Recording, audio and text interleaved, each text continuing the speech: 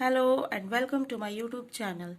इस वीडियो में मैं आपको बताऊंगी जैक बोर्ड 12th क्लास का इंग्लिश का मॉडल पेपर सॉल्यूशन सेट 1 का मैं बता रही हूँ इसमें। ठीक है, तो सेट 1 का क्वेश्चन नंबर 20 से 44 तक आपको इसमें मिल जाएगा सॉल्यूशन। ठीक है, तो देखो सेक्शन सी MCQ दिया है इसमें।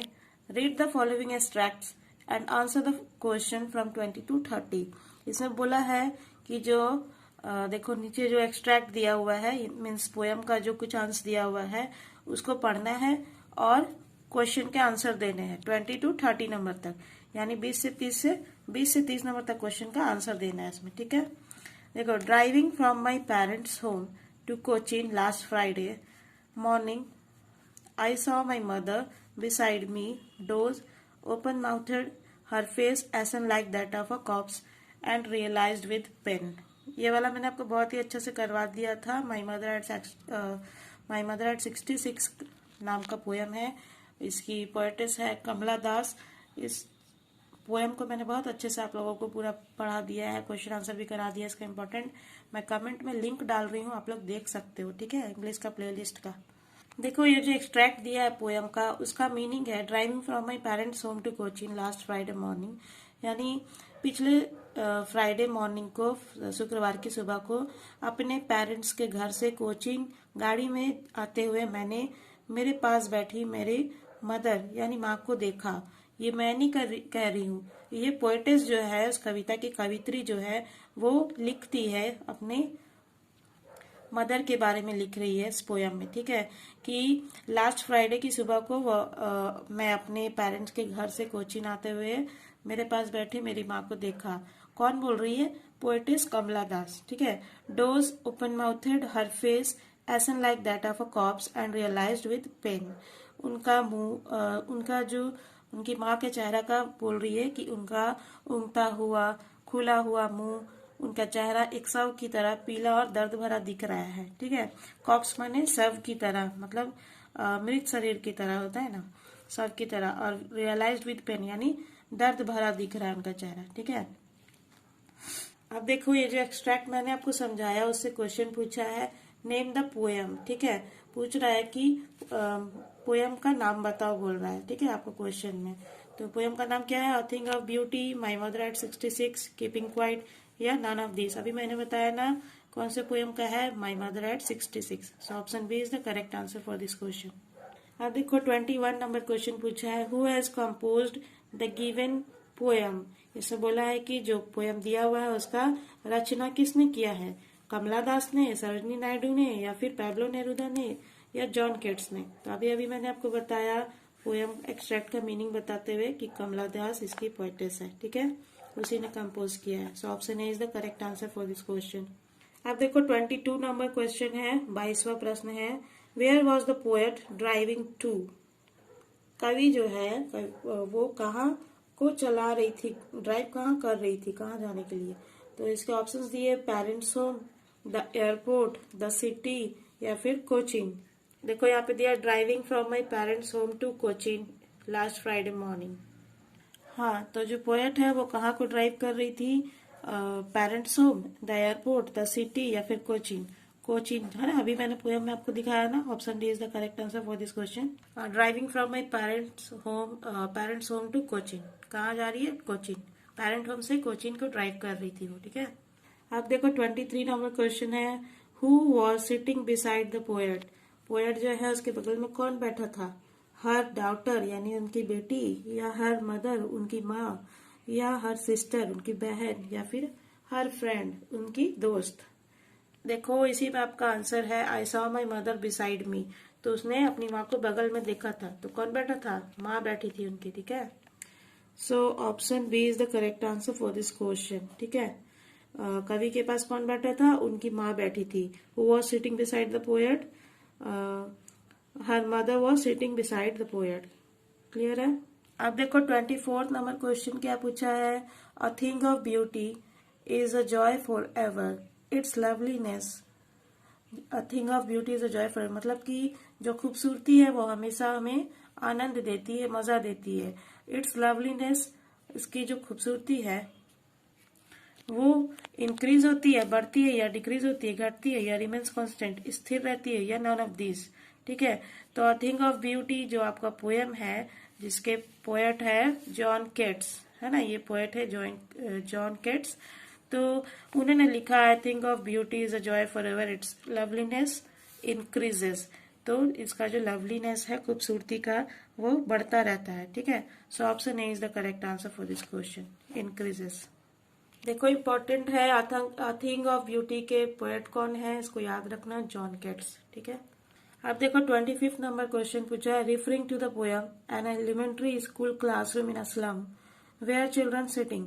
आप लोगों का एक पोयम है ना, an elementary school classroom in a slum, है ना, उस पोयम में जो बच्चा लोग है वह कहाँ बैठा है, ठीक है, कहाँ बैठा हुआ था। और ये an elementary school classroom in a slum ये पोयम है, इसके पोएट कौन है, ये भी बहुत इंपॉर्टेंट मैं बता रही हूँ आपको, ये भी पूछ सकता है, who is the poet of the poem an elementary school classroom in a slum. तो आप लोग आंसर करना है स्टेफन स्पेंडर। ठीक है, स्टेफन स्पेंडर पोएट है इसके।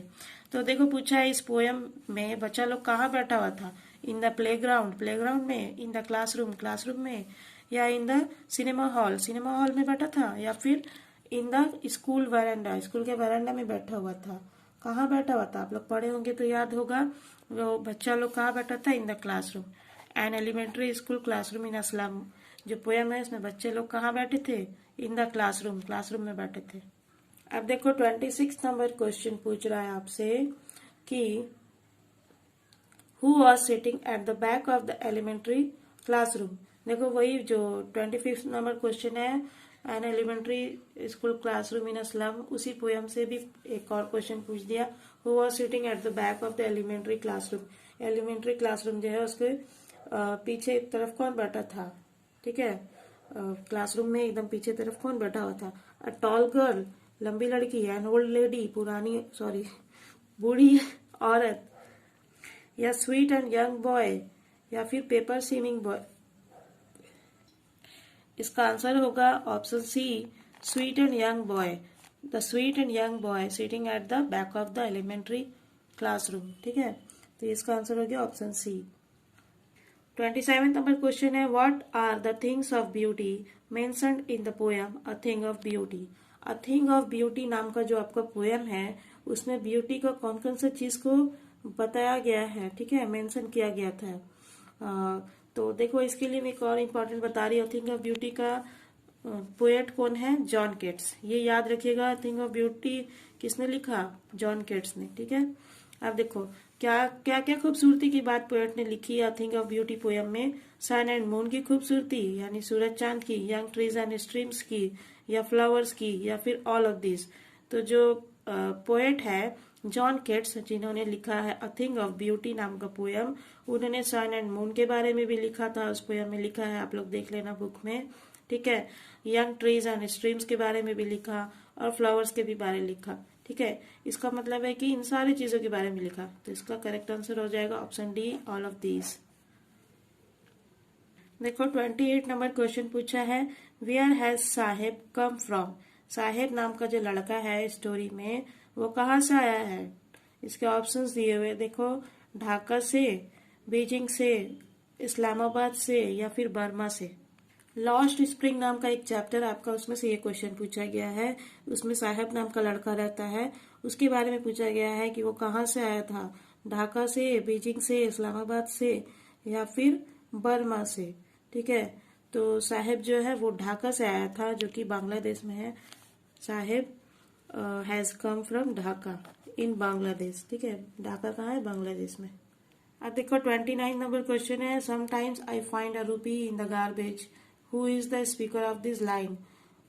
कभी कभी मुझे 1 रुपया मिल जाता है कचड़े में, ये लाइन जो है वो कौन बोला है, इसमें पूछा है। ठीक है, तो एनिस जंग बोला है, या फिर साहेब बोला है, या मुकेश बोला है, या सविता बोली है। देखो एनिस जंग जो है वो तो राइटर है इस चैप्टर का। ठीक है, लॉस्ट स्प्रिंग जो चैप्टर है जिसमें साहेब का ये किया गया है, वो एनिस जंग उसकी राइटर है। ठीक है, तो साहिब जो है राइटर से बोलता है एनिस जंग से कि समटाइम्स आई फाइंड अ रूपी इन द गार्बेज। ठीक है, ये बात ये साहिब बोला था। So option B is the correct answer for this question. Saheb जो है वो राइटर से एनिस जंग जो है वो पूछती रहती है बच्चों को रुक रुक के। तो साहेब बोलता है उससे कि कभी कभी मुझे कचड़ों में 1 रुपया मिल जाता है, ठीक है। तो इसे यही बात पूछा है कि who is the speaker of this line, तो साहेब हो गया। अब देखो इसी को घुमा के पूछ देगा कि टू हुम यानी किसको बोला था, तो उसका आंसर हो जाएगा एनिस जंग, जो राइटर है उसको बोला था, है ना। देखो मुझे ऐसा लग रहा है कि लग क्या रहा है ही कि दो दो क्वेश्चन एक एक चैप्टर से पूछा है। देखो 28 29 भी एक ही चैप्टर से पूछा है, लॉस्ट स्प्रिंग से। देखो 30 में क्या पूछा है, name the city where Mukesh lives. लो तो तीसरा क्वेश्चन हो गया एक ही चैप्टर से। लॉस्ट स्प्रिंग जो है एनिस जंग जिसकी राइटर है उसका थर्ड क्वेश्चन आ गया। देखो name the city where Mukesh live, Mukesh कहाँ रहता है, अहमदाबाद, फिरोजाबाद, इलाहाबाद या दिल्ली। तो आप लोगों ने अगर चैप्टर पढ़ा होगा तो आप लोग को याद होगा फिरोजाबाद का बहुत जिक्र हुआ था, उसमें बहुत ज्यादा मेंशन किया गया था कि फिरोजाबाद में चूड़ियां बनती है, आंख खराब हो जाती है, ये सब करके स्टोरी में आया था। तो मुकेश जो है वहीं का रहने वाला था, ठीक है। मुकेश लिव्स इन फिरोजाबाद, फिरोजाबाद का रहने वाला था वो। अब देखो 31 नंबर क्वेश्चन है, 31वां प्रश्न है आपका। Which country was defeated in the Franco Prussian war. इसके ऑप्शन देखो दिया है। इसमें पूछा है कि फ्रैंको प्रशियन जो युद्ध हुआ था, वार हुआ था, उसमें कौन सा कंट्री हार गया था, ठीक है। तो फ्रांस हारा था, रसिया हारा था, या फिर जर्मनी हारा था, या नॉन ऑफ दीज, इनमें से कोई भी नहीं हारा था। इसका करेक्ट आंसर होगा ऑप्शन ए फ्रांस, है ना। फ्रांस हारा था। ये कौन सा चैप्टर से आपका पता है? द लास्ट लेसन जो चैप्टर है आपका, फर्स्ट चैप्टर, जिसके राइटर है अल्फोंस डॉडेट, उसमें ये है कि फ्रैंको प्रशियन वॉर में फ्रांस हार गया था, इसीलिए फ्रेंच पढ़ाना बंद कर दिया था। जो टीचर थे एम हैमिल, उन्होंने कहा था कि अब से कल से फ्रेंच नहीं पढ़ाया जाएगा स्कूल में, है ना। एल्सिक एंड लॉरेंस के स्कूल में फ्रेंच पढ़ाना बंद कर दिया गया था, क्योंकि फ्रांस जो है वो हार गया था, इसलिए फ्रांस का जो लैंग्वेज है फ्रेंच, वो भी स्कूल में पढ़ाना बंद कर दिया गया था, है ना। पढ़े होंगे आप लोग स्टोरी, याद आ रहा है। अब देखो 32 में क्या पूछा है, which language was taught by M Hamel in school. लो वही क्वेश्चन, वही चैप्टर से क्वेश्चन पूछा है कि एम हैमिल कौन सा लैंग्वेज पढ़ाते थे स्कूल में। इंग्लिश पढ़ाते थे, फ्रेंच पढ़ाते थे, चाइनीज पढ़ाते थे, या फिर जर्मन पढ़ाते थे। उनके द्वारा कौन सा लैंग्वेज पढ़ाया जाता था। तो एम हैमिल जो है वो फ्रेंच पढ़ाते थे। So option B is the correct answer for this question. तभी तो कहा था ना उन्होंने कि कल से कोई फ्रेंच का क्लास नहीं होगा, स्टूडेंट से कहा था उन्होंने। अब देखो 33 नंबर क्वेश्चन है, who is the author of deep water. Deep water जो आपका चैप्टर है, स्टोरी है, उसका ऑथर कौन है, राइटर कौन है, लेखक कौन है, ये पूछा आपसे, ठीक है। तो इसके ऑप्शन दिए जेन ऑस्टिन, या फिर ऑप्शन बी है William Douglas, William O Douglas करके है, विलियम डॉगलस नहीं होगा, सिर्फ गलत लिख दिया है, विलियम ओ डॉगलस होगा। जैकबर्ट कुछ कुछ गलती करते रहती है। अल्फोंस डॉडेट या फिर बामा, कौन था डीप वाटर का राइटर, कौन है आपका चैप्टर जो है। तो डीप वाटर का राइटर है William O Douglas. So option B is the correct answer for this question. William O Douglas is the author of deep water. Clear है। और next question is, Indigo is an excerpt from which book of the author. Indigo जो है, Indigo नाम का जो एक story है ना आपका बुक में, पूछा है उसके बारे में कि इंडिगो जो है वो ऑथर के बुक के कौन से अंश से है, ठीक है। तो इसके ऑप्शंस दिए हुए देखो, the life of Mahatma Gandhi, या फिर ऑप्शन बी है मेन एंड पॉलिटिक्स, या ऑप्शन सी है लाइफ ऑफ लर्निंग, या फिर ऑप्शन डी है ऑफ मेन एंड माउंटेन्स। तो इसका करेक्ट आंसर होगा the life of Mahatma Gandhi, ठीक है। The life of Mahatma Gandhi, option A is the correct answer for this question. Indigo is an excerpt from the life of Mahatma Gandhi book of the author, यानी जो author है उसका book का नाम है the life of Mahatma Gandhi, उसी का एक एक्सेप्ट है, उसी का एक अंश है इंडिगो, ठीक है। अब देखो 35 नंबर क्वेश्चन है, हु वॉज राजकुमार शुक्ला। राजकुमार शुक्ला कौन थे। इसके ऑप्शंस देखो, ऑप्शन ए है अ गवर्नमेंट ऑफ ऑफिशियल, ठीक है, या फिर ऑप्शन बी है पुअर पीजेंट, गरीब किसान थे, या फिर एक लॉयर थे, या फिर एक पॉलिटिशियन थे। राजकुमार शुक्ल जो है वो एक पुअर पीजेंट थे, गरीब किसान थे, है ना। So option B is the correct answer for this question. Rajkumar Shukla was a poor peasant. वो इतने जिद्दी थे कि गांधी जी के पीछे लग लग के उन्होंने उन्हें चंपारण जाने के लिए तैयार कर लिया था, है ना। किसानों की जो समस्या थी उसके लिए चंपारण जाने के लिए तैयार कर लिया था। एक गरीब किसान होते हुए भी उन्होंने इतना बड़ा काम किया था। फिर चंपारण जाके गांधी जी ने सॉर्ट आउट कराया था सारा प्रॉब्लम अंग्रेजों से। बहुत लंबी स्टोरी है, छोड़ो। अभी 36 नंबर क्वेश्चन देखते हैं। देखो 36 में पूछा है who is the writer of we too are human beings. एक चैप्टर है आपका, एक स्टोरी है we too are human beings, है ना। उसमें उसका राइटर कौन है वो पूछा गया है। तो इसके ऑप्शन दिए जेड कालासा, या फिर बामा, या ऑप्शन सी है जॉन अपडाइक, या ऑप्शन डी है कल्कि। तो इसके जो राइटर है वो है Bama. Option B is the correct answer for this question. Bama is the writer of we too are human beings, ठीक है। अब देखो 37 नंबर क्वेश्चन पूछा है who is the main character of the story the tiger king. The tiger king नाम का जो कहानी है उसमें सबसे मेन कैरेक्टर कौन है, मतलब वो कहानी का हीरो कौन है, ठीक है।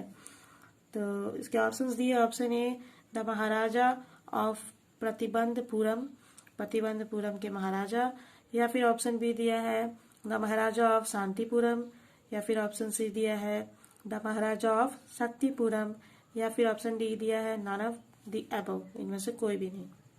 तो इसका करेक्ट आंसर होगा option A the Maharaja of Pratibandapuram, ठीक है। The Maharaja of Pratibandapuram is the main character of the story the tiger king. देखो इसे एक इम्पोर्टेंट क्वेश्चन आ सकता है कि द टाइगर किंग का डेथ कैसे हुआ था, टाइगर से ही हुआ था, है ना। 38 नंबर क्वेश्चन है who was Jhansi in going places. Going places करके आपका एक स्टोरी है बुक में, उसमें झांसी कौन है पूछा है। देखो एक चीज अच्छा किया, डायरेक्ट नहीं पूछा हु वॉज झांसी, तो आप लोग बहुत ज्यादा डिफिकल्ट हो जाता है। एकदम इजी कर दिया है जैक बोर्ड। अगर आप लोग पढ़े होंगे तो आप लोग को याद भी होगा कि गोइंग प्लेसेस करके जो एक स्टोरी है उसमें झांसी कौन है, वो सोफीज मदर यानी सोफी की माँ है, या सोफीज फ्रेंड सोफी की फ्रेंड है, या सोफीज सिस्टर सोफी की बहन है, या सोफीज टीचर है सोफी की टीचर है। चलो जैक बोर्ड कुछ तो अच्छा किया है इस बार कि हर चीज में आप लोग को एक लिंक दे दिया कि इस चैप्टर से इस चैप्टर से, है ना, इस चैप्टर से ये क्या है। तो झांसी जो है गोइंग प्लेसेस नाम के जो स्टोरी है उसमें झांसी सोफी की फ्रेंड रहती है ना, सोफी की दोस्त रहती है और क्लासमेट भी रहती है। So option B is the correct answer for this question. अगर यहाँ पे फ्रेंड नहीं लिखा होता क्लासमेट होता तो वो भी सही हो जाता, क्योंकि वो उसकी क्लासमेट भी थी और फ्रेंड भी थी, दोनों साथ में आते जाते बात किया करती थी, है ना, स्कूल जाते वक्त। अब देखो 39 नंबर क्वेश्चन है how many years ago did Gondwana exist. Gondwana जो है उसका अस्तित्व कितने साल पहले था, ठीक है, उसका एग्जिस्ट कितने साल पहले किया था। तो ऑप्शंस देखो इसके क्या क्या है। ऑप्शन ए है 50 मिलियन ईयर्स, या फिर मतलब 50 मिलियन ईयर्स अगो, या फिर 650 मिलियन ईयर्स अगो, या 60 मिलियन ईयर अगो, या फिर 70 मिलियन ईयर अगो। इसका करेक्ट आंसर होगा 650 million years ago. So option B is the correct answer for this question, ठीक है। Gondwana exist 650 million years ago. अब देखो 40 नंबर क्वेश्चन क्या पूछा है हु वॉज डॉक्टर सदाव। डॉक्टर सदाव कौन थे, लो डॉक्टर सदाव बोल के पूछ रहा कौन थे। इसके ऑप्शन दिए हैं, देखो ऑप्शन ए है अ टीचर, टीचर थे, या फिर अ बस कंडक्टर, या फिर अ डॉक्टर, या सोल्जर। सीधी सी बात है डॉक्टर सदाव तो डॉक्टर ही होंगे ना, a doctor. Option C is the correct answer for this question. Now 41 number question पूछा है in which hour was the prince of Pratibandhapuram born. जो प्रतिबंधपुरम के प्रतिबंधपुरम एक जगह है, वहां के जो प्रिंस थे वो कौन से आवर में पैदा हुए थे, बॉर्न हुए थे। इसका ऑप्शंस देखो क्या क्या दिए, in the hour of bull, या फिर in the hour of tiger, या फिर बोथ ए एंड बी, दोनों ए बी, या नन ऑफ द अबव, इनमें से कोई भी नहीं। प्रतिबंधपुरम नाम का जो जगह है वहाँ के प्रिंस आवर ऑफ बुल में पैदा हुए थे। So option is the correct answer for this question, in the hour of bull, ठीक है। The prince of Pratibandapuram was born in the hour of bull. और देखो इससे एक और इम्पोर्टेंट क्वेश्चन बनता है कि किसने कहा था कि कैसे पता चला या फिर किसने कहा था कि वो in the hour of bull में पैदा हुए थे। तो एक एस्ट्रोलॉजर थे, वो कह रहे थे, है ना, जो एस्ट्रोलॉजर थे उन्होंने बताया था कि ये जो किंग है वो बुल आवर में पैदा हुए हैं। अब देखो 42 नंबर क्वेश्चन है, let tigers beware, who said this. Let tigers beware, who said this, किसने कहा था let tigers beware. Let tigers beware means बाघ चौकन्ने हो जाओ, माने कि चुनौती देना, एक चैलेंज देना बाघों को, है ना, टाइगर्स को। लेट टाइगर्स बी वेयर, बाघ चौकन्ने हो जाओ, ऐसा किसने कहा था। तो देखो इसके ऑप्शंस दिए हैं। ऑप्शन ए एस्ट्रोलॉजर्स ने, या फिर पामिस्ट ने, जो हाथ देखते हैं ना, हस्तरेखा विज्ञान वैज्ञानिक जो, या फिर एस्ट्रोलॉजर्स ने, या ऑप्शन सी है द प्रिंस जंग जंग बहादुर, या फिर ऑप्शन डी है द मिनिस्टर, मंत्री ने। तो ऐसा किसने कहा था, द प्रिंस जंग जंग बहादुर ने कहा था। The prince Jung Jung Bahadur said let tigers beware. और कितने साल की उम्र में कहा था, कितने साल छोड़ो कितने दिन में कहा था, जब वो 10 दिन के हुए थे। 10 दिन का बच्चा बोलता है, देखो स्टोरी में दिया है कि 10 दिन का बच्चा है, प्रिंस जंग जंग बहादुर, उन्होंने कहा था लेट टाइगर्स बी वेयर, माने टाइगर्स को चुनौती दिया था कि बाघ चौकन्ने हो जाओ। क्यों, क्योंकि जो एस्ट्रोलॉजर थे उन्होंने कहा था कि इनकी मृत्यु जो है वो एक टाइगर से ही होगी। तो इसलिए उनकी बात सुनकर एक 10 दिन का बच्चा जो प्रिंस है 10 दिन का, वो कहता है लेट टाइगर्स बी वेयर।